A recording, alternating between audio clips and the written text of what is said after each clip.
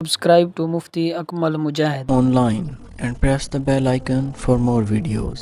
السلام علیکم ورحمۃ اللہ وبرکاتہ۔ غلام مصطفیٰ لاہور سے یہ بھائی سوال کرتے ہیں کہ گھر میں قربانی کس کے نام سے کرنی چاہیے؟ اگر والدین بھی موجود ہوں تو کیا بیٹا اپنے نام سے قربانی کر سکتا ہے؟ اس کی قربانی ہو جائے گی یا پھر اپنے والدین کے نام سے ہی قربانی کی جائے گی؟ پلیز اس بارے میں ضرور رہنمائی فرمائیں۔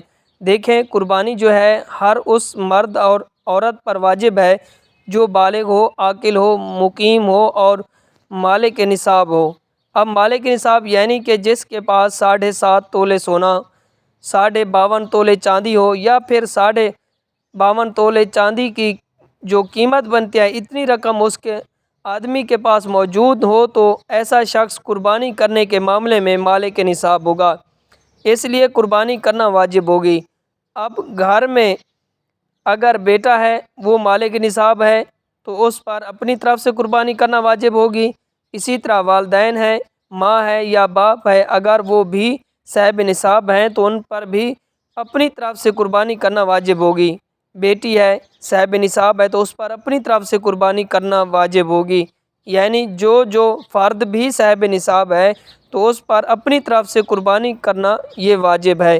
اب اکثر جگہوں پر یہ غلطی کی جاتی ہے کہ بعض لوگ یہ سمجھتے ہیں جب تک والدین حیات ہیں، جب تک والدین زندہ ہیں تو بیٹا یا بیٹی اگرچہ مالک نصاب ہی کیوں نہ ہوں تو وہ اپنے نام سے قربانی نہیں کر سکتے۔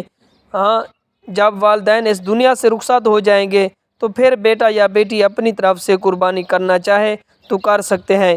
تو یہ ایک بہت بڑی غلط فہمی ہے۔